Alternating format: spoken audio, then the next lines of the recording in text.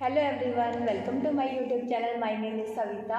आज की वीडियो में मैं आपके लिए बायोकेमिस्ट्री का पोस्ट बेसिक के लिए और बीएससी नर्सिंग स्टूडेंट के लिए एक इम्पॉर्टेंट टॉपिक लेकर आई हूँ जिसका नाम है फ्लूइड ऑस्मोसिस मॉडल, या हम इसको बोल सकते हैं कि स्ट्रक्चर ऑफ प्लाज्मा मेम्ब्रेन।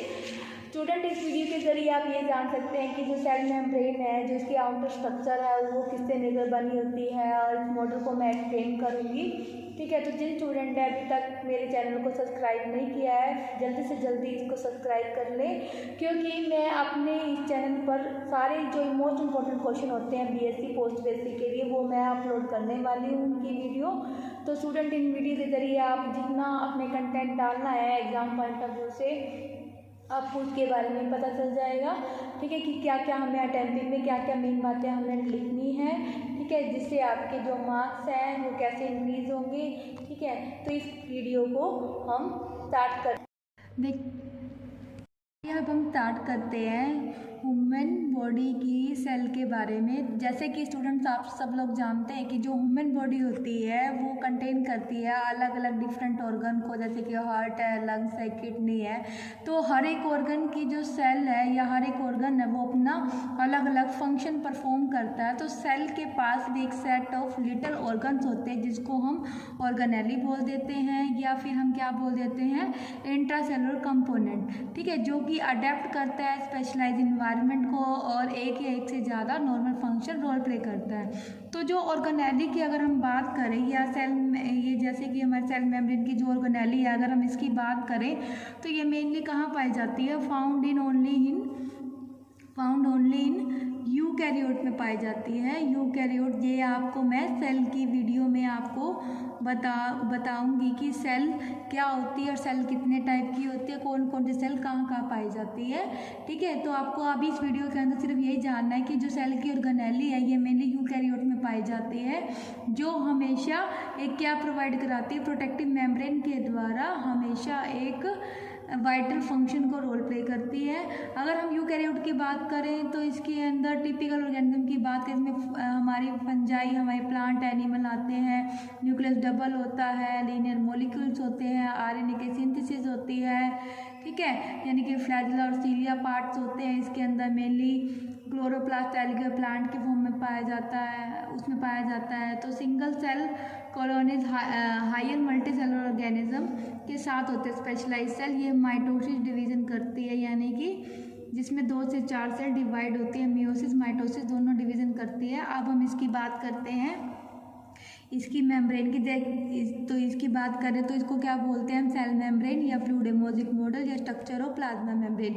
अब ये क्वेश्चन है ना आपका सेल मेम्ब्रेन का बीएससी नर्सिंग के लिए सेकंड सेम के अंदर आएगा। अभी सेकंड सेम में आपकी बायोकेमिस्ट्री की बुक्स लगेगी, और जो हमारा पोस्ट बेसिक नर्सिंग है उनके फर्स्ट ईयर में आता है। आइए अब हम बात करते हैं सेल मेम्ब्रेन की। देखिए स्टूडेंट, अगर हम सेल मेम्ब्रेन की बात करें तो सेल हमारी, आप सर्कल में बनाओ या जैसे भी बनाओ, अगर आप इधर से देखो तो भी बाई लेयर है, अगर आप इधर से देखो तो भी बाई लेयर है। तो सेल क्या है, हमारी बाई लेयर है।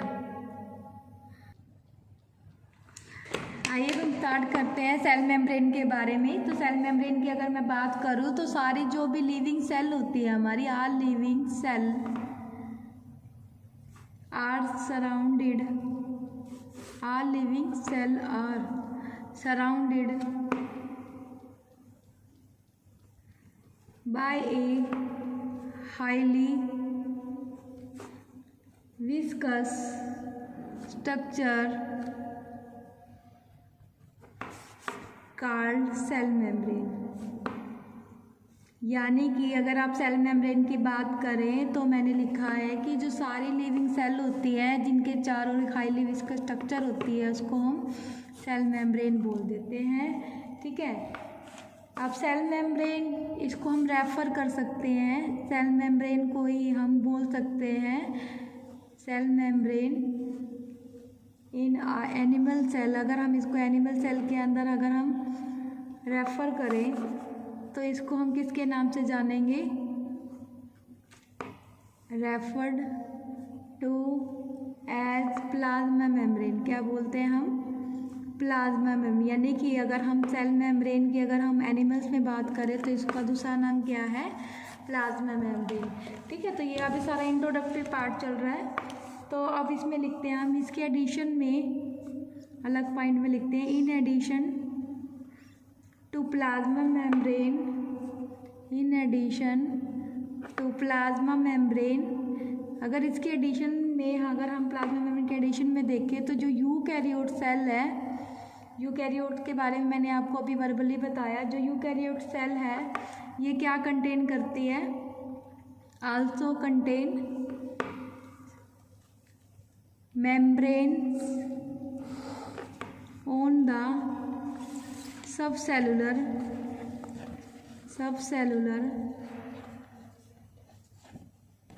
ऑर्गेनेली को कंटेन करती है, जो कि क्या बनाती है,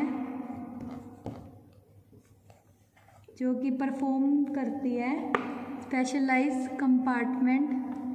स्पेशलाइज कंपार्टमेंट का मतलब क्या है कि जो स्पेशल हमारे सेल के अलग अलग कंपार्टमेंट होंगे, जैसे कि मैं अभी आपको कंपार्टमेंट में कंपोनेंट में बताऊंगी आपको, ठीक है, component within the cell,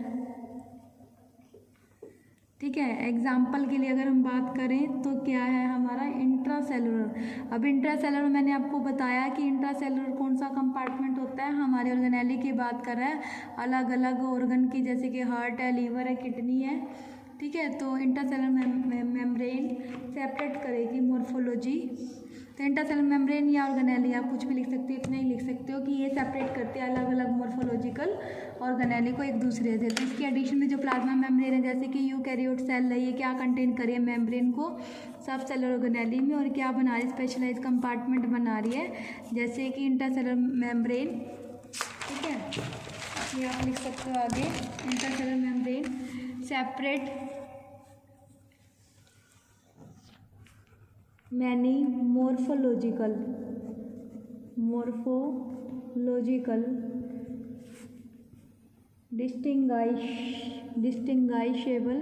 डिस्टिंगाइशेबल का मतलब क्या होता है कि अलग अलग या डिफरेंट पार्ट से है ऑर्गेनेली फ्रॉम ईच अदर।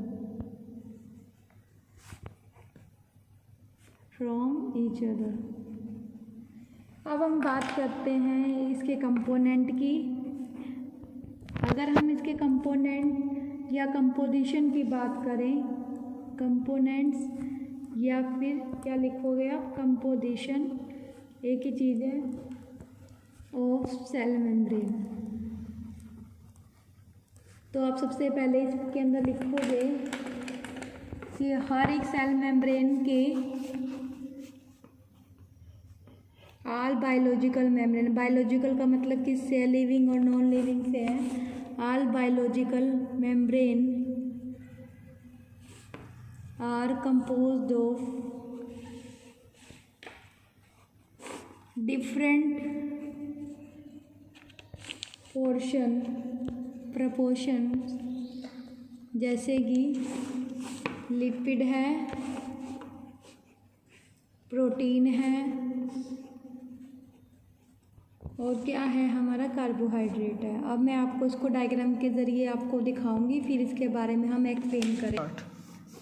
तो आइए अब हम इस डायग्राम की बात करें। सबसे पहले इसने बताया कि क्या होते हैं, हमारी लिपिड मेम्ब्रेन होती है, जो कि हमारी, अब देखिए मैंने आपको बताया था कि जो सेल मेम्ब्रेन है बाई लेयर है, इधर से भी देखे इधर से भी देखे, इस बाई लेयर को मैं शो कर रही हूँ, ठीक है। तो इसके अंदर हमारा ये हमारा इंटरनल प्रोटीन होता है, ठीक है,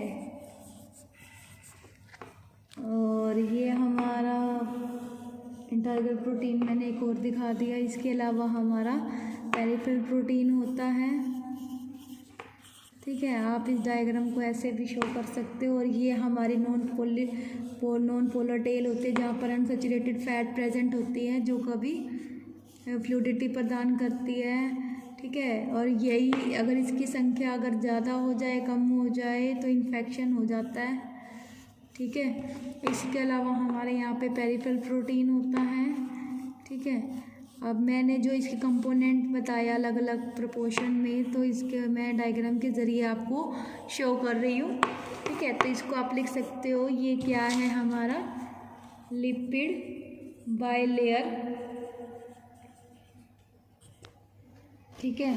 और इसको आप यहाँ पर आप कार्बोहाइड्रेट चैन बना सकते हो, चैन फॉर्म के अंदर अटैच होते हैं। ठीक है, जिसको आप लिख सकते हो कार्बोहाइड्रेट चैन। ठीक है, अब कार्बोहाइड्रेट चैन आप 2 बार या 3 बार आप दिखा सकते हो कि कार्बोहाइड्रेट चैन। ठीक है, और इसके अलावा आपने इसका नाम क्या बताया मैंने आपको, पेरिफेरल प्रोटीन। पेरिफेरल का मतलब किससे, हमारे सरफेस से है, तो पेरिफेरल प्रोटीन होता है। ठीक है, और इसके अलावा जो ये चीज़ है इसको हम बोल सकते हैं इंटरग्रल प्रोटीन। इंटरग्रल का मतलब जो इंटरनल पार्ट है उससे। ठीक है, तो ये इंटरग्रल प्रोटीन होता है, पेरिफेरल प्रोटीन होता है, कार्बोहाइड्रेट हो गया, और ये हमारे लिपिड। तो मैंने 3 कंपोनेंट को डायग्राम के जरिए दिखाया है आपको। ठीक है, आपको